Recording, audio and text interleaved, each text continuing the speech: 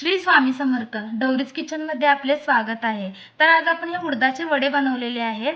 ते एकदम बघा हॉटेल सारखे खुसखुशीत क्रिस्पी आणि कुरकुरीत झालेले आहेत। तर ते कसे बनवायचे ते पाहूया। उडीद वडा करणार आहे त्यासाठी आपण इथे पावशेर डाळ घेतलेली आहे। आता ही डाळ आपण 2-3 पाण्याने स्वच्छ 3 पाण्याने स्वच्छ धुवून घेतलेली आहे। आता ही डाळ आपण 5 ते 6 तास भिजत ठेवणार आहे। जरी कोणाला जर लवकर पाहिजे असेल तर त्याच्यामध्ये कोमट पाणी घालून 2 तास भिजत ठेवली तरी चालते। तर आपण या डाळीमध्ये आता पाणी घालून घेऊया।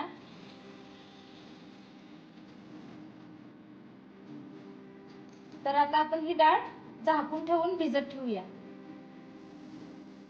आता आपलं 5 ते 6 तास झालेले आहेत। आता आपण पाहूया आपली डाळ भिजली की नाही।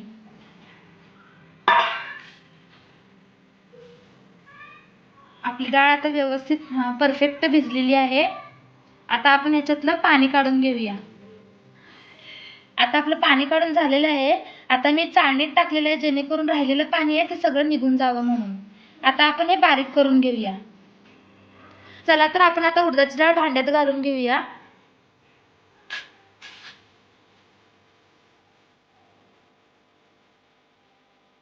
आता आमचं मिक्सरचं भांडं लहान असल्यामुळं आम्ही ही डाळ 2 वेळा बारीक करून घेणार आहे। आता त्याच्यामध्ये आम्ही 4-5 मिरचीचे तुकडे आणि अर्धा इंच आलं घालून घेणार आहे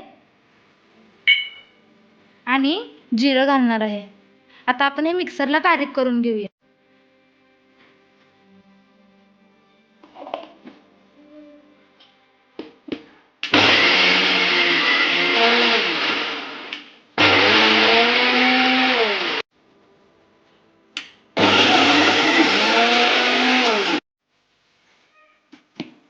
उडदाची डाळ लवकर बारीक होत नाही त्याच्यामुळे आपण थोडंसं याच्यात पाणी ऍड करूया। आता मिक्सरला फिरवून घेऊया।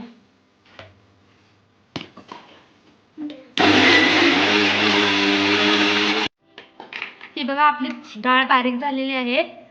डाळ लई पण बारीक करायची नाही, अशी रवाळ अशीच करून घ्यायची। आता आपण हे पातेल्यात काढून घेऊया। आता आपण ही डाळ व्यवस्थित काढून घेऊया बारीक केलेली। थोडी डाळ राहिलेली ती पण आता आम्ही मिक्सर मध्ये बारीक करून घेणार आहे। हे बघा आता आपलं हे बेटर तयार झालेलं आहे। आपण त्याच्यामध्ये चवीपुरतं मीठ टाकून घेऊया। आता व्यवस्थित एका दिशेने त्याला फेटून घेऊया। जोपर्यंत आपलं पीठ हलकं होत नाही तोपर्यंत आपण एका डायरेक्शन मध्ये व्यवस्थित फेटून घ्यायचं।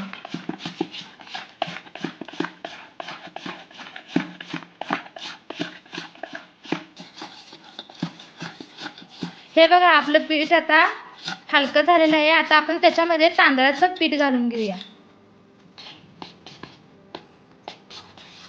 आता असंच फेटत राहायचं जेणेकरून आपलं पीठ हे हलकं झालं पाहिजे। एका दिशेने फेटत राहूया।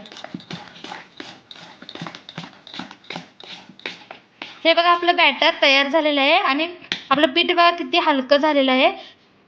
हे बॅटर आता आपल्याला तयार झालेलं आहे की नाही हे बघूया।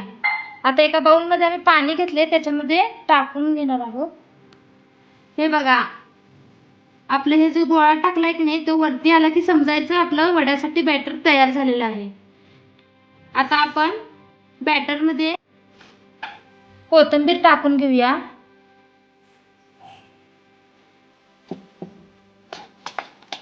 आता आपण असं एकाच दिशेने फेटत राहूया।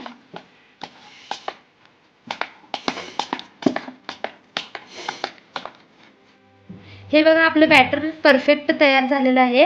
आता आपण वडे तयार करायला घेऊया। हे बघा आपण गॅसवर आता कढई ठेवून घेतलेली आहे। आता गॅस ऑन करून घेऊया।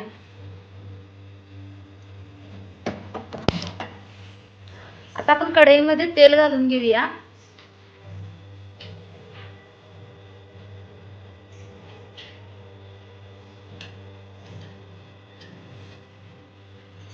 गॅस आता आपण मध्यम आचेवर करून घेऊया, कारण तेल हे मध्यम आचेवरच तापवायचं, जास्त कडक पण करायचं नाहीये। आता आपण वडे तयार करायला घेऊया। आता आम्ही त्याच्या एका पातेल्यामध्ये पाणी घेतलेलं आहे। आता आपण हात ओले करून घेऊया जेणेकरून आपलं जे बॅटर आहे ते हाताला चिकटणार नाही।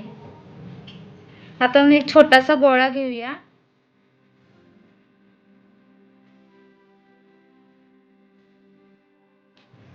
आता अंगठ्याच्या साहाय्याने त्याला एक होल पाडून घेऊया.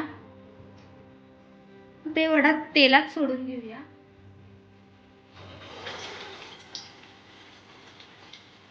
आपलं तेल जास्त कडक पण करायचं नाही, जेणेकरून आपले वडे जळणार नाहीत. वडा आता आपण 1 मिनिट तसंच ठेवायचा, नंतरून आपण त्याच्यामधून पलटून घ्यायचा. आता दुसरा पण वडा टाकून घेऊया.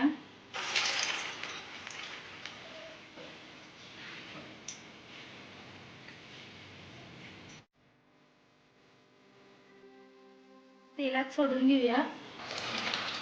आपला ते 1 मिनिट झालेलं आहे. आता आपण हे वडे पलटून घेऊया.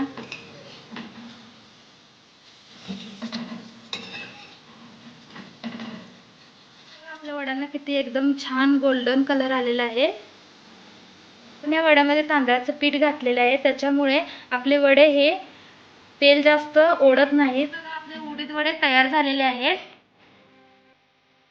हे बघा एकदम किती खुसखुशीत क्रिस्पी झालेले आहेत. एकदम हॉटेलसारखे कुरकुरीत झालेले आहेत. हे बघा आपण ह्याच्यात तांदळाचं पीठ घातल्यामुळे आपले वडे तेलकट सुद्धा झालेले नाहीत. आजचा व्हिडिओ तुम्हाला कसा वाटला कमेंटमध्ये नक्की सांगा. लाईक करा, शेअर करा, डवरीज किचन चॅनलला सबस्क्राईब करा.